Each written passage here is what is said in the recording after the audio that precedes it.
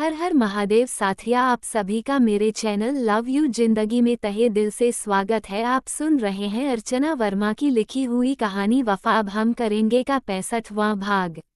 अब तक आपने सुना कि रणविजय और ईशानी की जिंदगी की परीक्षा अब शुरू हुई थी। बात कड़वी जरूर है पर 100% सच्ची है। प्यार मोहब्बत सब कुछ किताब की भाषा बनकर रह जाती हैं जब जिंदगी की सच्चाई से इंसान का सामना होता है। पेट में रोज जलने वाली भूख की आग जब समय पर नहीं बुझती तो अच्छे अच्छे मोहब्बत को दिल के एक कोने में दफन करने में कामयाब हो जाती है। ऐसा ही कुछ अब धीरे धीरे रणविजय और ईशानी के साथ हो रहा था। हॉस्पिटल से आने के बाद रणविजय ईशानी और शिवी को लेकर अपने नए छोटे से घर में आया। यह एक मिडिल क्लास की कॉलोनी में बना हुआ किराए का मकान था। उस घर के मेंटेनेंस के खर्चे बहुत आते थे, इतना कि जितने में हम पूरे महीने का गुजारा आराम से कर सकते हैं। रणविजय ने छोटा सा जवाब दिया। ईशानी की आंखों में अभी भी बहुत सवाल थे, पर रणविजय किसी भी सवाल का जवाब देने की हालत में नहीं था। ईशानी जानती थी कि बात जरूर कुछ बड़ी है, तभी रणविजय ने ऐसा कदम उठाया है क्योंकि रणविजय को खुद इतने छोटे घर में एडजस्ट करना बहुत मुश्किल है। पर फिर भी ईशानी ने उसके फैसले का सम्मान करते हुए चुपचाप अपनी छोटी सी दुनिया उसी घर में बसा ली। रणविजय ने सारा सामान इसी घर में शिफ्ट कर दिया था। ईशानी रणविजय की परेशानी भी समझ रही थी। रणविजय नौकरी के लिए हाथ पांव मार रहा था, लेकिन हर जगह उसे निराशा ही हासिल हो रही थी। हर जगह उसका इंटरव्यू अच्छा जाता था लेकिन नौकरी नहीं मिलती थी।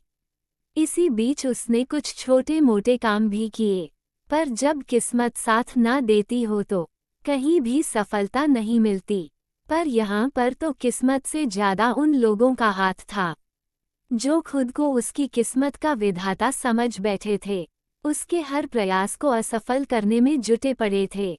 अधिराज जी चाहकर भी रणविजय की कोई मदद नहीं कर पा रहे थे, क्योंकि रणविजय ने साफ तौर पर उनसे अब कोई भी मदद लेने से इनकार कर दिया था।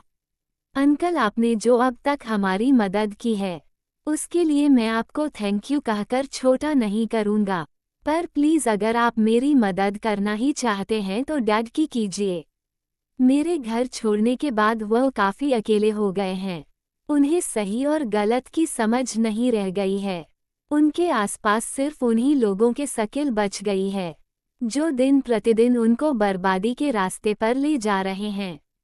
मैं नहीं चाहता कि ऐसे मौके का फ़ायदा हमारे दुश्मन उठाएं और रानावत ग्रुप ऑफ इंडस्ट्रीज का ऐसा नुकसान हो जिसकी भरपाई कर पाना न ही मेरे हाथ में हो, नहीं आपके हाथ में, क्योंकि रानावत ग्रुप के ऊपर ही रॉयल्स राजपूताना का भी प्रेजेंट और फ्यूचर टिका हुआ है। इस बात को आप मुझसे बेहतर जानते हैं। अगर कोई प्रॉब्लम हो तो बेझिझक मुझसे कहिए। मुझसे जितना कुछ बन पड़ेगा मैं करूँगा, पर अब मेरे आगे की लड़ाई को मुझे मेरे ही दम पर लड़ने दीजिए। अधिराज जी रणविजय के स्वाभिमान को समझते थे, इसलिए चुप रह गए। फ्लैट को बेचने के बाद रणविजय के पास कुछ अच्छा खासा पैसा हो गया था, इसलिए फिलहाल उसे घर के खर्चों की तो चिंता नहीं थी। पर ऐसा कब तक चलता? आखिर रखे हुए पैसे कभी ना कभी एक दिन तो खत्म होने ही थे, और उसमें भी कहीं से भी कोई आमदनी का नया स्रोत नहीं दिखाई पड़ रहा था। शिवी के आने के बाद घर के खर्चों में काफ़ी बढ़ोतरी हुई थी। रणविजय और ईशानी इसी चिंता में डूबे हुए थे। धीरे धीरे शिवी 3-4 महीनों की हो गई थी। अरे ना ना बेटा, मत रो मत रो, पापा आते ही होंगे। अरे मेरी रानी बेटी, इतना रोओगी तो तुम्हारा गला दर्द करने लगेगा। वैसे भी तुमने रो रोकर सारे घर को अपने सर पर उठा रखा है। क्या तुम्हारे सर में दर्द नहीं हो रहा? मेरे तो सर में दर्द होने लगा।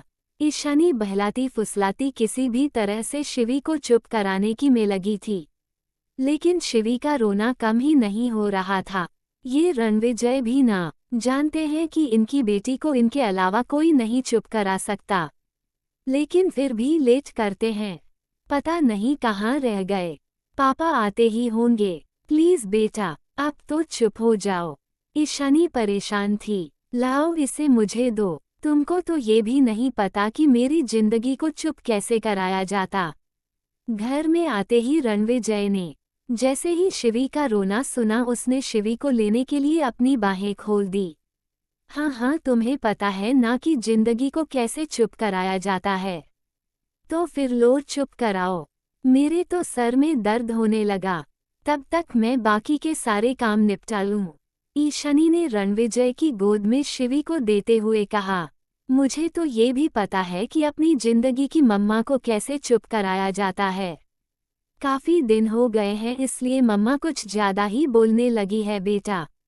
कहो तो पहले तुम्हारी मम्मा ही चुप करा दूं, फिर हम दोनों पापा बेटी आराम से बात करेंगे।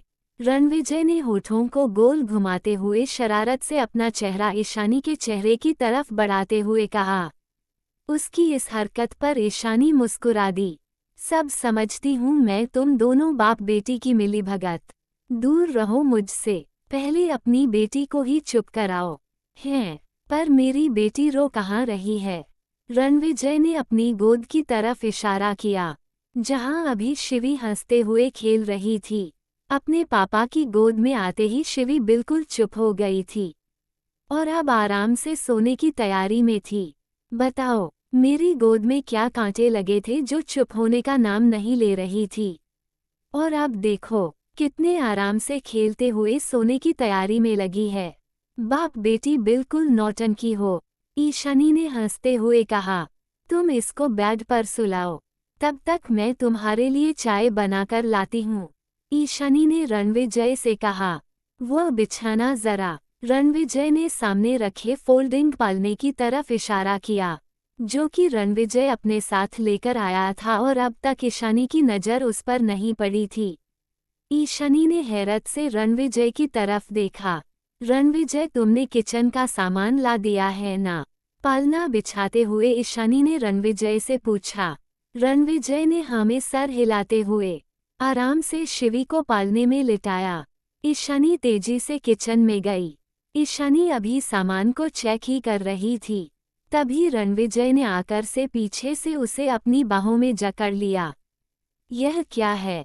इसमें मैंने शिवी के लिए दूध का डब्बा भी लिख रखा था। वो तुम नहीं लाए, शायद ध्यान नहीं रहा होगा। एक बार फिर से चेक कर लो, वरना मैं अपनी जिंदगी का सामान भूल जाऊं। इम्पॉसिबल, रणविजय ने कहा। बचे हुए पैसे कहाँ है? ईशानी ने पूछा। रणविजय ने अपनी आंखें बंद कर ली।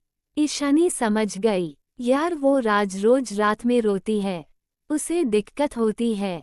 रणविजय ने कहा, दिक्कत सबको हो रही है रणविजय, लेकिन एडजस्ट करना है। ईशानी ने कहा, हाँ तो हम एडजस्ट कर रहे हैं ना, क्या जरूरी है कि वह भी करें? देखा नहीं तुमने, कितने आराम से वो सो रही है। वो अभी इसलिए सो रही है क्योंकि उसका पेट भरा हुआ है, इसलिए नहीं सो रही कि वह एक नए पालने में है। ईशानी ने कहा, क्या मतलब तुम्हारा उसका पेट नहीं भर पा रहा है? ईशानी की बात पर रणविजय चिढ़ गया। अभी तो पेट भर जा रहा है, लेकिन अगर तुम्हारी यही हरकतें रही तो वह दिन दूर नहीं जब हमारे साथ साथ उसे भी भूखे पेट सोना पड़ेगा। ईशानी ने गुस्सा होते हुए कहा। ये लगभग रोज की बात हो गई थी। रणविजय भले ही अपने खर्च में कटौती कर लेता था, लेकिन शिवी को लेकर उसे कोई समझौता मंजूर नहीं था। उसकी चीजें हमेशा ही ब्रांडेड होती थी और इस कारण अधिकतर खर्च का ग्राफ ऊपर ही भाग जाता था। क्या मतलब तुम्हारा? तुम्हें भूखे सोना पड़ रहा है? रणविजय ने भी गुस्से में आकर ईशानी से पूछा। तुम समझने की कोशिश क्यों नहीं करते रणविजय? जो 1500 रुपये तुमने पालने में खर्च किए हैं, उन 1500 में शिवी के लिए पूरे महीने भर का दूध आ सकता था। क्या जरूरत थी ऐसी फिजूल खर्ची की? रणविजय को गुस्से में आते हुए देखकर ईशानी ने समझदारी से बात संभालने की कोशिश की, लेकिन रणविजय चिढ़ गया था।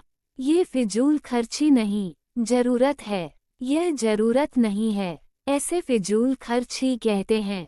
तुम चाहे इसे मानो या ना मानो, ईशानी ने रणविजय को चाय का कप पकड़ाया और किचन में से निकलते हुए बोली, मैं कोशिश कर रहा हूँ ईशानी, फिर भी तुम्हारा रोज रोज का ये कहना और ताना देना कि मैं फिजूल खर्ची करता हूँ, जबकि तुम भी ये जानती हो कि मैंने अपने सारे खर्च खत्म कर दिए हैं। मुझसे बर्दाश्त नहीं होता। रणविजय का मन हर चीज से ऑफ हो गया था। उसने चाय वही सिंक में डाल दी।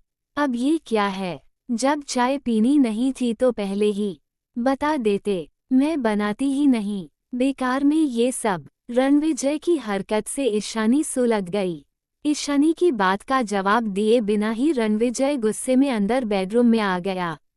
मैं तुम्हें चांद कोई ताना नहीं दे रही, मैं जो सच्चाई है सिर्फ वही कह रही हूँ।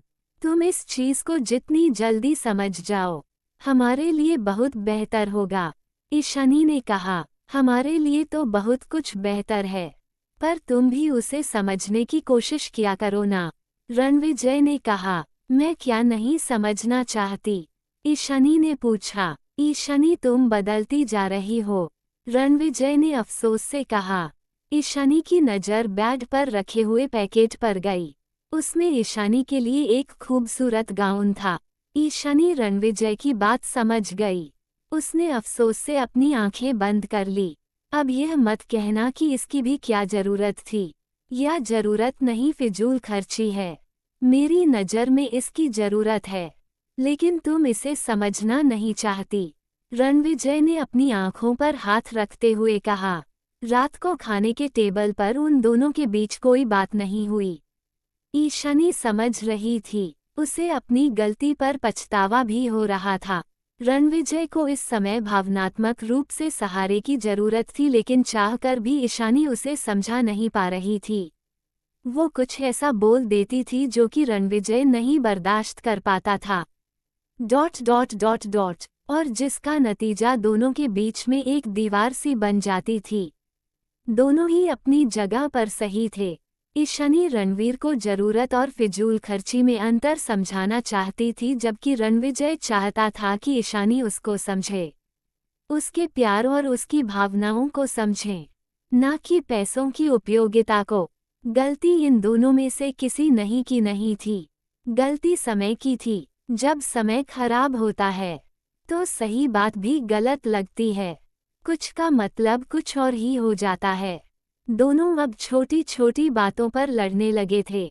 ऐसे ही लड़ते झगड़ते धीरे धीरे समय बीतता जा रहा था।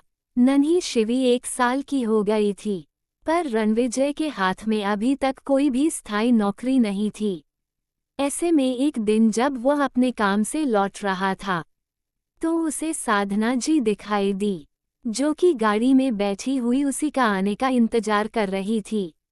अब आखिर क्या लेने आई थी साधना जी रणविजय के पास, जानने के लिए बने रहे अगले भाग तक। तब तक के लिए वीडियो को लाइक और चैनल को सब्सक्राइब करना मत भूलिएगा। खुश रहिए, स्वस्थ रहिए, मस्त रहिए, हंसाते रहिए, खेलते रहिए और यही YouTube पर मिलते रहिए। मिलते हैं अगले भाग के साथ। हर हर महादेव।